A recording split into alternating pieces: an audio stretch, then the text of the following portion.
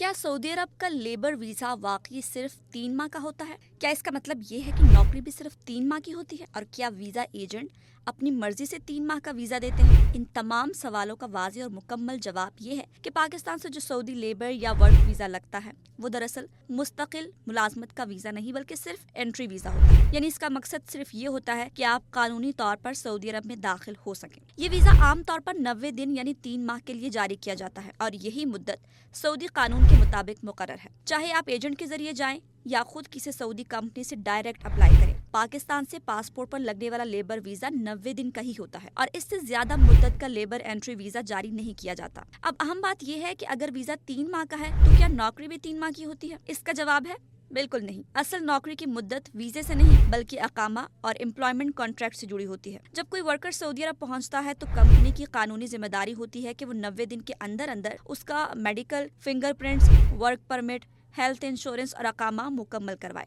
اقامہ دراصل سعودی عرب کا رہائشی اور ورک پرمٹ کارڈ ہوتا ہے اور یہی دستاویز آپ کو قانونی طور پر کام کرنے اور رہنے کی اجازت دیتی ہے۔ جیسے ہی اقامہ بن جاتا ہے تو پاکستان سے لگے ہوئے 3 ماہ کے ویزے کی حیثیت ختم ہو جاتی ہے اور آپ کا سٹیٹس اقامہ ہولڈر ملازم بن جاتا ہے۔ اقامہ عام طور پر 1 سال یا 2 سال کے لیے جاری ہوتا ہے اور قابل تجدید ہوتا ہے، یعنی اصل ملازمت کی مدت 1 یا 2 سال ہوتی ہے نہ کہ 3 ماہ۔ اب بات کرتے ہیں ایجنٹ کے کردار کی۔ بہت سے لوگ سمجھتے ہیں کہ ایجنٹ 3 ماہ کا ویزا دیتا ہے، حالانکہ حقیقت یہ ہے کہ ویزا سعودی کمپنی کی طرف سے منظور ہوتا ہے اور وہی ویزا آتھرائزیشن جاری کرواتی ہے۔